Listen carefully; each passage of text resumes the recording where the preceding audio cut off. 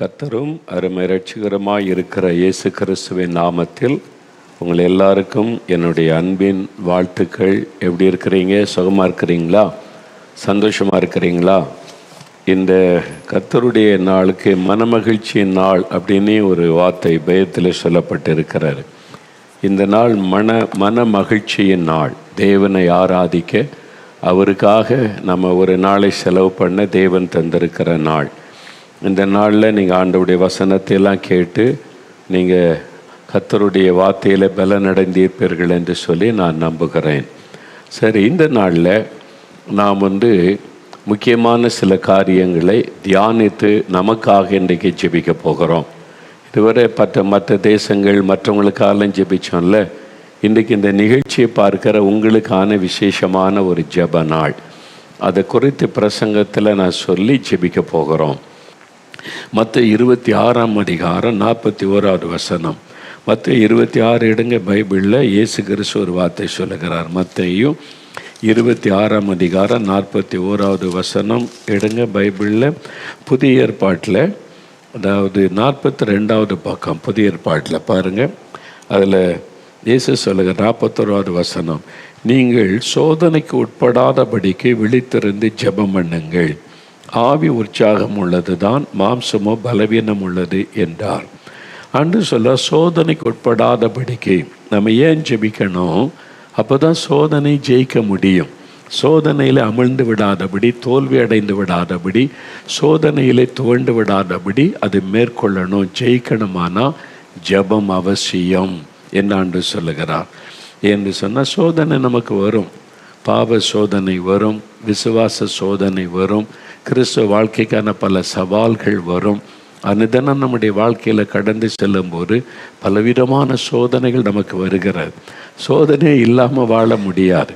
என் ஆண்டவர் சொல்லிட்டாரு, யாக்கோபு 1:12 வாசிக்கும் போது, சோதனை சகிக்கிற மனுஷன் பாக்கியவான், அவன் உத்தமன் என்று விளங்கின பிறகு அவனுக்கு ஜீவ கிரீடம் கொடுக்கப்படும் என்று ஆண்டவர் சொல்லுகிறார். அவர் ரிவார்டு ஆண்டவர் வச்சிருக்கிறார்.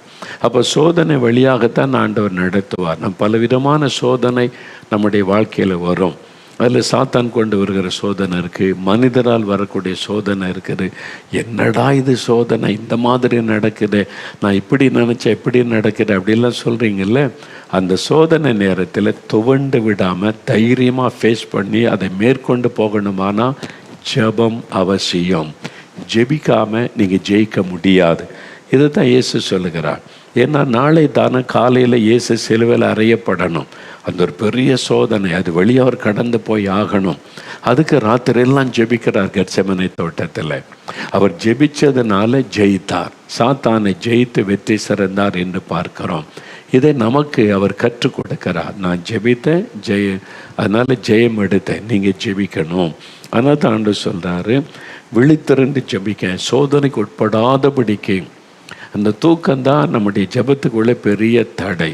சிலருக்கு ஜெபம்னால தூக்கம் வந்துடும். பார்த்துருக்கீங்களா? சர்ச்சில் தூங்கிட்டு இருப்பாங்க சிலர். பார்த்துருக்கீங்களா? ஜெபிக்கிற நேரம் இவங்க உட்காந்து தூங்கிட்டு இருப்பாங்க. அது பிசாசு கொண்டு வர தூக்க மயக்கம் உங்களுடைய ஜெபத்தை தடுப்பதற்கு. ஏன்னா நீங்கள் ஜெபிச்சிட்டா ஜெயித்திருவீங்கன்னு சாத்தானுக்கு தெரியும். மத்தேயு 4 பார்க்குறோம், இயேசு கிறிஸ்து 40 நாள் உபவாசம் பண்ணி ஜெபிக்கிறார். சோதனைக்காரனாகிய பிசாசு அப்படின்னு பைபிளில் இருக்குது. அவன் நிற்கிறான் இயேசுவை சோதிப்பதற்கு. வசனத்தை சொல்லியே பேசுகிறான். வசனத்தை வச்சு தான் சாத்தான் ஏமாத்தும் அறிந்து. அவங்க வசனம் தானே சொல்கிறாங்க. சாத்தானுக்கு நல்ல வசனம் தெரியும். இயேசு கிறிஸ்துகிட்ட பேசும்போது வசனத்தை வச்சு தான் பேசுகிறான். வசனத்துக்கு தப்பான அர்த்தம் காண்பிக்கிறான், வசனத்தை புரட்டி காண்பிக்கிறான். அதை வசனம் தானே நம்ம நம்பி விடுகிறோம். அது கர்த்தர் விரும்புகிறபடி, கர்த்தர் என்ன நோக்கத்தோடு எழுதி கொடுத்தாரோ அதுபடி சொல்கிறாங்களான்னு கவனிக்கணும். இப்போ ஆண்டவர் வசனத்தினாலே சாத்தானை ஜெயித்தார். காரணம், அவர் உபவாசம் பண்ணி ஜெபித்து கொண்டிருந்தார். அவர் ஜெபித்து ஜெபித்து ஜெபித்து பலனடைந்து சாத்தானை சுலபமாக ஜெயித்து விட்டார். ஜெபம் இல்லாதபடி நம்ம ஜெயிக்க முடியாது. அதனால தான் ஆண்டவர் ஜெபம் பண்ணுங்க, விழித்திருந்து ஜெபம் பண்ணுங்க என்பதாக ஆண்டவர் சொல்லி இருக்கிறார். நீங்கள் பாருங்களேன், பேதுரை பற்றி நீங்கள் இன்னொரு பகுதி எடுங்க. லூக்கா 22 எடுங்க பைபிளர். லூக்கா 22 ஆண்டவர் கடைசியாக தன் சீஷரோடு பேசுகிறார். சிலுவையில் அறையப்படுவதற்கு முந்தின நாள் அவர் சீஷரோடு பேசுகிறார். பேசும்போது ஒரு வார்த்தை சொல்கிறாரு. சீஷரோட பொதுவான காரியெல்லாம் பேசுகிறார். எல்லாம் தனக்கு வரக்கூடிய அந்த மரணம், இரத்த சிந்துதல், 3ஆம் நாள் உயிர்த்தெழுதல், அதெல்லாம் பேசுகிறார்.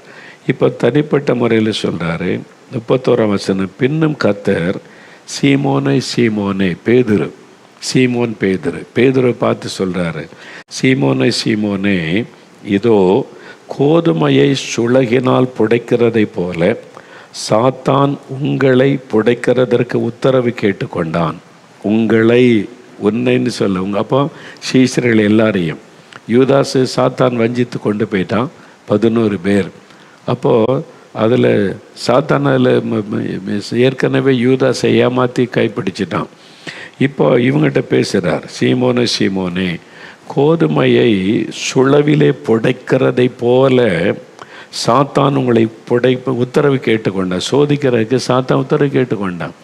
என்ன உங்களை பின்பற்றாங்க 3.5 வருஷம், என்ன சாகிறதுக்கு ரெடி இருந்தாங்கல்ல, என் கையில் கொடுங்க கொஞ்ச நேரம், நான் ஒரு வழி பண்ணுறேன் பார்க்கலாம் அப்படின்னு சொல்லி ஆண்டவர் ஏற்றுக்கொண்டார். சோதனைக்கு இடம் கொடுத்தார். ஓகே, நீ சோதிச்சுக்க அப்படின்னு. இப்போ ஆண்டவர் உங்களை வான் பண்ணுறார், உங்களை புடைக்கிறதற்கு கேட்டுக்கொண்டா அப்படின்னா அவ்வளோ பெரிய சோதனை உங்களுக்கு வரப்போகிறது. அப்போ பேதுரு பற்றி மட்டும், நானோ உன் விசுவாசம் ஒளிந்து போகாதபடி உனக்காக வேண்டிக் கொண்டேன். பேதுருவுக்காக ஜெபிக்கிறார். ஏன்னு சொன்னால் மற்றவங்கெல்லாம் தாக்கு பிடிச்சி நின்றுருவாங்க, இவன் கொஞ்சம் முந்திரி கொட்ட மாதிரி பேசுவான். அதனால் சீக்கிரமாக சீக்கிரமாக பின்வாங்கிடக்கூட. சாத்தானுடைய எய்ம் நோக்கம் பேதுரு தான். அவனுடைய எல்லாரையும் விட பேதுரு மேலே தான் கண் வைக்கிறான். ஏன்னா ஆண்டவர் பேதுருக்கிட்ட தான் சொல்லியிருந்தார், இந்த பாறையின் மீது நான் சபையை கட்டுவேன், அதனால் பாதாளத்தின் திறவுகோல்களை உனக்கு தருகிறேன்னு பேதுருக்கு தான் அந்த வாக்குத்தத்தம் கொடுத்திருந்தார். ஆனால் ஆதி திருச்சபையில் முக்கியமான லீடரில் ஒருவர் பேதுரு. பேதுரு கொண்டு தேவன் பெரிய திட்டத்தை நிறைவேற்ற போகிறார் என்று சாத்தானுக்கு தெரியும். ஆனால் இங்கேயே அவனை வீழ்த்திடணும்னு சொல்லி தான் அவனை சாத்தான் குறி வச்சுட்டான். இயேசுவுக்கு தெரியும், எல்லா சீஷர்களையும் அவன் சோதிப்பதற்கு உத்தரவு கேட்டுக்கொண்டாலும் பேதுரு தான் சாத்தானுடைய எய்மே.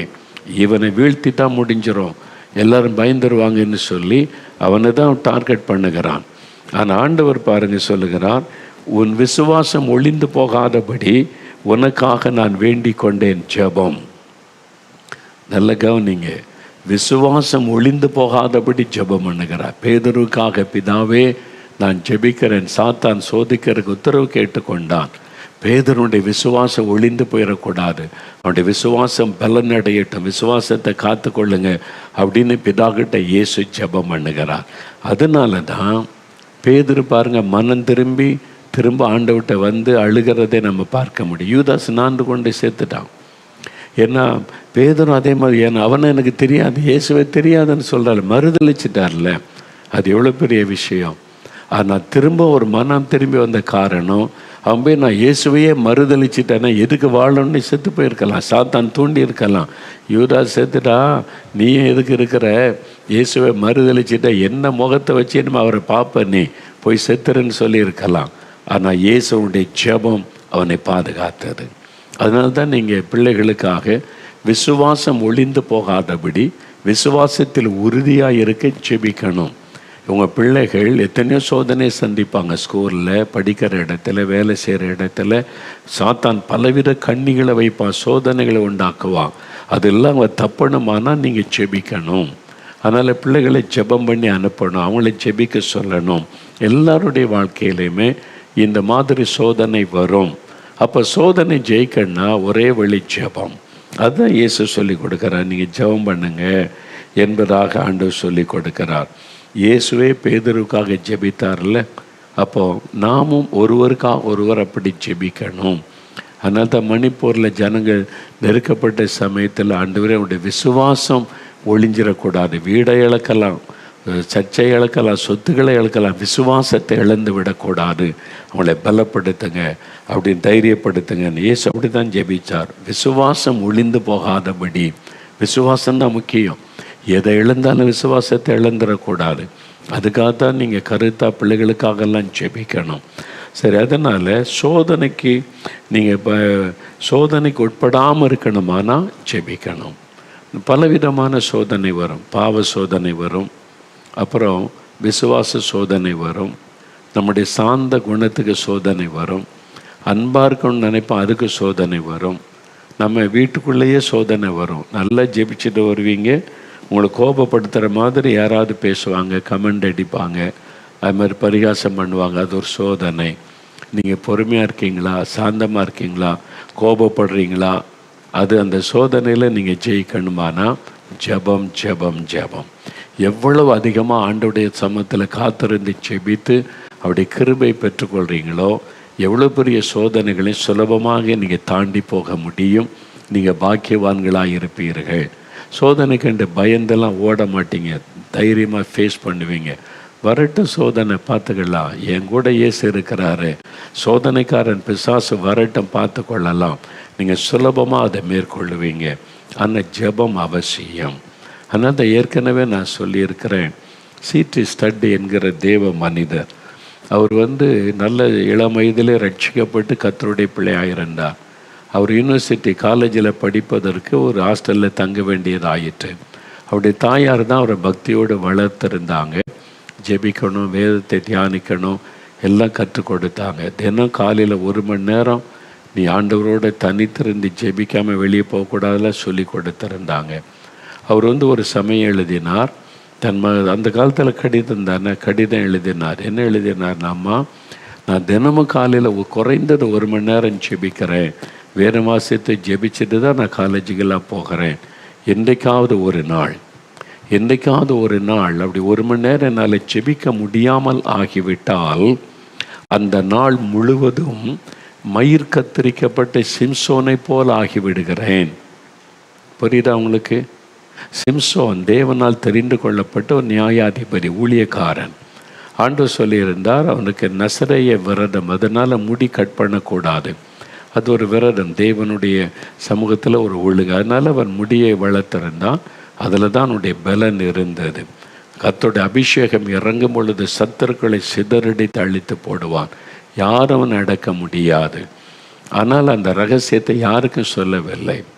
ஒரு பெண் அவளுடைய மோகத்தில் விழுந்து அவள் திரும்ப திரும்ப கேட்டதுனால, என்னுடைய வலிமை, என்னுடைய பலம் என்னுடைய மயிரில் இருக்குது, அது ஆண்டவரோடு பண்ண உடன்படிக்கை, மயிரை கத்தரிச்சிட்டா என் பலனெல்லாம் போய்விடும் என்று. அதை அறிந்து அவனுடைய மயிரெல்லாம் கட் பண்ண உடனே பலனெல்லாம், ஆவிக்குரிய பலன், அந்த வல்லமை போய்விட்டது. அவன் பரிகாசம் பண்ணக்கூடிய அளவுக்கு மனிதர்களால் மாற்றப்பட்டு விட்டான். அதைத்தான் அவர் சொன்னார், ஒரு நாள் நான் 1 மணி நேரம் ஜெபிக்காமல் இருந்தால் அந்த நாள் முழுவதுமே மயிர் கத்தரிக்கப்பட்ட சிம்சோனை போல நான் வல்லமை இழந்த ஒரு ஊழியக்காரனாய் மாறி விடுகிறேன், சிம்சோனை போல் ஆக்கி விடுகிறேன். அப்போ சாத்தான் சுலபமாக இவங்களை மேற்கொண்டு விடுவான். காலையில் நல்ல ஆவில நிரம்பி ஜெபம் பண்ணி வசனத்தை தியானித்து ஸ்ட்ராங்காக நீங்கள் உலகத்துக்குள்ளே வந்தீங்கன்னா, சாத்தான் எத்தனை கண்ணிகள், போராட்டங்கள், சோதனைகளை வைத்திருந்தாலும் அந்த நாள் முழுவதும் நீங்கள் ஈஸியாக ஜெயித்து முன்னேறி போவீங்க. ஒன்றும் உங்களை மேற்கொள்ள முடியாது. இதைத்தான் இயேசு சொல்லுகிறார், சோதனைக்கு உட்படாதபடி நீங்கள் விழித்திருந்து ஜெபம் பண்ணுங்கள். அப்போ விழித்திருந்து ஜெபிக்கணும். இரவு நேரத்தில், அதிகாலை நேரத்தில் எழும்பி ஆண்டவருடைய பாதத்தில் காத்திருந்து ஜெபிப்பது, அதை குறித்து நம்ம பார்க்குறோம். சரியா? அப்போ சோதனையை ஜெயிக்கணும். நம்ம வாழ்கிற இந்த உலகத்தில் வெற்றி உள்ள ஒரு கிறிஸ்தவ வாழ்க்கை பண்ணணுமானா ஜெபத்தை வைத்து தான். எவ்வளோ நேரம் முழங்கால நிற்கிறீங்களோ அவ்வளோ தூரம் நீங்கள் ஜெயித்து முன்னேறி போய் கொண்டே இருப்பீங்க. அது இயேசு சொல்கிறார், ஜெபிக்காமல் நீங்கள் ஜெயிக்கவே முடியாது. ஜெபம் அவசியமில்லைன்னு ஒருத்தன் பேசினா அவன் ஏதோ ஒரு அடிமைதனத்தில் இருக்கிறான், பாவ அடிமைதனத்தில் இருக்கிறான். அவன் சீக்கிரத்தில் வெளியே, ரொம்ப நாள் அதை பேசி கொண்டிருக்க முடியாது, அது வெளியே தெரிய ஆரம்பிச்சிடும். இந்த ஜெபெல்லாம் தேவையில்லை, வெறும் பாட்டு டான்ஸ் ஆடினு சொல்லிகிட்டு இருக்காங்க பாருங்கள், அதெல்லாம் நிற்காது ரொம்ப நாள். இந்த ஊழியமும் நிற்காது, ஆள் நிற்க மாட்டாங்க. ஏன்னா ஜெபத்தை இயேசு சொல்கிறாரு, நீ ஜெபம் பண்ண விழித்திருந்து, அப்போ தான் நீ சோதனை ஜெயிக்கணும் இயேசு சொல்லுகிறார். அந்த ஆள் சொல்கிறேன் ஜெபம் தேவையில்லைன்னு சொன்னாங்க, யாருடைய ஆளாக இருப்பாங்கன்னு நீங்களே யோசித்து கொள்ளுங்க. நீங்கள் அதனால் கவனம் செலுத்துங்க. 3வது கடைசியாக இன்னொரு வசனம் வாசிங்க. லூக்கா எழுதின சுவிசேஷம் 21ஆம் அதிகாரம் 36வது வசனம் பாருங்கள். அதாவது 117வது பக்கம், லூக்கா 21:36. இந்த லூக்கா 21 அதிகாரம் முழுவதுமே இயேசு தன்னுடைய 2ஆம் வருகை குறித்தும் அதுக்கான அடையாளங்களை குறித்து பேசிக்கொண்டே வருகிறார். பூமி அதிர்ச்சி உண்டாகும், கொள்ள நோய்கள் உண்டாகும், யுத்தங்கள் உண்டாகும், ஜனத்துக்கு விரோதமாக ஜனம் எழும்பும், அது மாதிரி பல அடையாளங்களை சொல்லிக்கொண்டே வருகிறார். உலகமெங்கும் தீமை உண்டாகும் எல்லாம் சொல்லிக்கிட்டே வந்துட்டு 36ஆம், ஆகையால் இனி சம்பவிக்க போகிற இவைகளுக்கெல்லாம் நீங்கள் தப்பி, இனி நடக்க போகிற தீமைகள், பூமி அதிர்ச்சி, கொள்ள நோய், பலவிதமான அழிவுகள், யுத்தத்தின் அழிவுகள், இப்படி பலவிதமான தீமைகள் இனி அதிகமாய் உலகத்தில் காணப்படும். இவைகளுக்கெல்லாம் நீங்கள் தப்பணும். இந்த ஆபத்துகளுக்கெல்லாம் தப்பி மனுஷகுமாரனுக்கு முன்பாக, இயேசு மனுஷகுமாரனாக இயேசு வரும் பொழுது அவருக்கு முன்பாக நிற்க பாத்திரவான்களாக எண்ணப்படுவதற்கு எப்பொழுதும் ஜெபம் பண்ணி விழித்திருங்கள். இது இயேசு சொன்ன வார்த்தை. நீங்கள் நல்லா அறிந்து கொள்ளுங்கள். வருகையில் காணப்படணும் என்ன செய்யணும்? அவருடைய இயேசு வரும்போது எக்கால சத்தம் துணிக்கும். அப்போ அவரை போய் சந்திக்கணும் என்ன செய்யணும்? எப்பொழுதும் ஜெபம் பண்ணி விழித்திருங்கள் அப்படின்னு சொல்கிறார். இப்போ தான் ஒரு காரியத்தை நீங்கள் அறிந்து கொள்ளணும். இனி உடனே வெகு சீக்கிரத்தில் நடக்க போகிற 3 முக்கியமான நிகழ்ச்சிகள் இருக்கிறாரு. அதை நீங்கள் அறிந்து கொள்ளணும். ஒன்று இயேசுனுடைய வருகை. அவருடைய வருகையில் 2 விதம் உண்டு. ஒன்று ரகசிய வருகை, இன்னொன்று பகிரங்க வருகை. அப்படின்னா என்னது அப்படின்னு சொன்னால், இயேசு கிறிஸ்து திரும்ப உலகத்துக்கு வருவார். ஒரு முறை அவர் குழந்தையாக பிறந்து வளர்ந்து நம்முடைய ரட்சிப்புக்காக சிலுவையிலே மரித்து உயிர்த்தெழுந்தார். அவர் சிங்காசனத்தில் பிதாவின் வலது பார்சத்தில் அமர்ந்திருக்கிறார். அவர் திரும்ப இந்த உலகத்துக்கு வரப்போகிறார். அவர் திரும்ப வரும்போது அவர் குழந்தையாக பிறக்க மாட்டார். அவர் திரும்ப வருகிற முதலாவது மணவாளனாக வருவார். ரகசிய வருகை, மணவாளனாக வருவது. அப்போ மத்திய 25 அதிகாரத்தில் இயேசு ஓமையில் அதை குறித்து பேசுகிறார். மணவாளனாக இயேசு வருவார். அப்படி வரும்போது யாரை சந்திக்க? மணவாட்டியை சந்திக்க அவர் வருவார். சபை மணவாட்டி என்று அழைக்கப்படுகிறார். சபையில் இருக்கிற எல்லாருமே கிடையாது, தகுதியானவர்கள், ஆயத்தமானவர்கள். வேதத்தில் நீங்கள் வாசித்தால் எபிரேயர் 9:28 காத்து கொண்டு இருக்கிறவர்கள், இயேசு எப்பொழுது வருவார், நான் அவரை சந்திக்கணும், அவரை நேரில் பார்க்கணும் அப்படி யார் யார் ஆவலோடு காத்திருக்கிறாங்களோ அவங்க தான் அவருடைய வருகையில் காணப்பட முடியும். மற்ற 25:10 ஆண்டவர் சொல்லுகிறார், 10 கன்னிகைகள் சொல்லப்படும். ஒருவமே இயேசுவே சொல்கிறார், 10 பேர் கன்னிகைகள். அவங்க மணவாளனை சந்திக்க வர்றாங்க. மணவாளன் வருகிறார், என் மணவாளன் வருகிறார் என்பதை விசுவாசிக்கிறாங்க. மணவாளனை சந்திக்க புறப்பட்டு போகிறாங்க. அப்போ மணவாளனுக்காக காத்திருக்கிறாங்க. 3மே செய்கிறாங்க. விசுவாசிக்கிறாங்க, போய் அவங்க அதை எதிர்கொண்டு போகிறாங்க, அப்புறம் காத்திருக்கிறாங்க மணவாளனை சந்திக்கணும்னு சொல்லி. அவர் வரும்பொழுது பாருங்கள், 5 பேர் தான் ஆயத்தமாக இருந்தாங்க. 5 பேர் ஆயத்தம் இல்லை. விளக்கில் எண்ணெய் இல்லை, அதெல்லாம் கவனிக்கலை. இவங்க விளக்கு வச்சுருந்தாங்க, ஒளி வீசலை, இருட்டாக இருக்குது, எண்ணெய் இல்லை அப்படின்னு. அப்போது ஆயத்தமாக இல்லை. ஆயத்தமாக இருந்தவங்க எல்லாம் போயிட்டாங்க மணவாளனோட வீட்டுக்குள்ளே. இவங்களும் என் மணவாளன் வருவார்னு நம்பினாங்க, விசுவாசித்தாங்க, எதிர்கொண்டு போனாங்க, காத்திருந்தாங்க. 5 பேர் கைவிடப்பட்டு விட்டார்கள். காரணம் என்ன? ஆயத்தமாக இல்லை. அதனால் இயேசு வருகிறான் என்பதை நான் நம்புகிறேன், விசுவாசிக்கிறேன், சர்ச்சு போகிற அதுதான் காணிக்கலாம் கொடுக்குறேன்னு சொன்னாலும் நீங்கள் ஆயத்தமாக இருக்கீங்களா? இப்போ நம்ம ஆயத்தப்பட வேண்டியது இயேசுடைய வருகைக்கு, அவரை சந்திக்க ஆயத்தப்படணும். இதான் ரொம்ப முக்கியமான ஒரு காரியம். இயேசு திரும்ப வரப்போகிறார், அவரை சந்திக்க நம்ம ஆயத்தமாகணும் என்பது ரொம்ப முக்கியமான ஒரு காரியம். அதுதான் வேதம் நமக்கு தெளிவாக சொல்லுகிறாரு. அப்போது ஆயத்தமாக இருக்கிறதுக்கு என்ன செய்யணும்? யார் அவரை சந்திக்க முடியும்னா, இயேசு சொல்லுகிறார், நீங்கள் அவரை சந்திக்கணுமானா எப்பொழுதும் ஜெபம் பண்ணி விழித்திருங்கள். இயேசுவே சொல்ல, இந்த வசனத்தை நல்லா குறித்து கொள்ளுங்க. லூக்கா 21:36.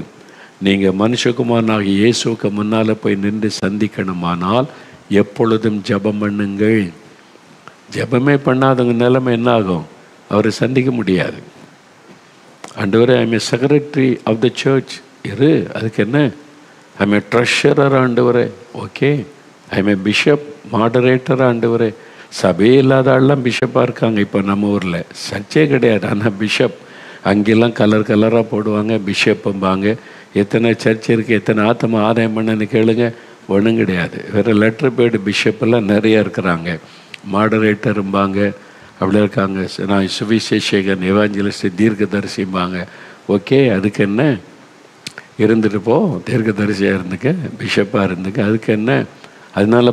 அதனால் வர முடியாது. ஆயத்தமாக இருக்கிறியா? ஆண்டவரை சந்திக்க நீ ஆயத்தமா? அப்போ அப்படிலாம் இல்லாமல் சும்மா நான் சர்ச்சில் இருக்கேன், சண்டே போகிறேன், தசமாங்க, அதெல்லாம் உங்களுக்காக. தசமாங்க கொடுக்குறீங்கன்னா உங்களை ஆசீர்வதிக்கிறதுக்கு கொடுக்குறீங்க, அவ்வளோதான். சர்ச்சுக்கு போகிறீங்கன்னா உங்கள் நன்மைக்காக போகிறீங்க. இயேசுக்காக என்ன செஞ்சிட்டீங்க? உங்களுக்காக உயிர் கொடுத்த ஆண்டவர் என்ன செஞ்சிட்டீங்க? சர்ச்சுக்கு போகிறது சிலர் பெரிய ஊழியமாக நினைக்கிறது. ஆமாம், இந்த பையை வச்சு காணிக்கை எடுக்கிறது பெரிய ஊழியமாக சிலர் சொல்கிறார். எனக்கு சபையில் ஒரு ஊழியம் காணிக்கை எடுக்கிறேன், அது ஒரு பெரிய ஊழியமாக? பையை வச்சு எல்லோரும் போட போகிறாங்க. இயேசுக்காக என்னையா செஞ்ச? போய் இயேசுவை பற்றி சொன்னியா? 4 பேருக்கு அறிவிச்சியா? ரட்சகர் ஒருத்தர் இருக்கிறான்னு சொல்லி இருக்கிறியா? ஒரு ஆளுக்கு ஒரு ட்ரான்ஸ் கொடுத்துருப்பீங்களா? எப்படி அவரை சந்திக்க போகிறீங்க? உங்கள் சபையில் பாடுறீங்களா, ஆத்மா ஒன்றும் ரட்சிக்காமல் வெட்கத்தோட ஆண்டவா வெறுங்கையோடுமை கண்டு கொள்ளலாகுமோ? பாடுற மேக்கு என்ன அர்த்தம்? எனக்காவது யோசித்து பார்த்தீங்களா? கிறிஸ்துவ பேர் வச்சுருந்தா இயேசு வரும்போது போயிட முடியுமா? போக முடியாது. தசமாக கொடுத்தா போக முடியுமா? போக முடியாது. ஆயத்தமாக இருக்கணும். அதுதான் இயேசு சொல்கிறார், ஆயத்தமாக இருந்தவர்கள்.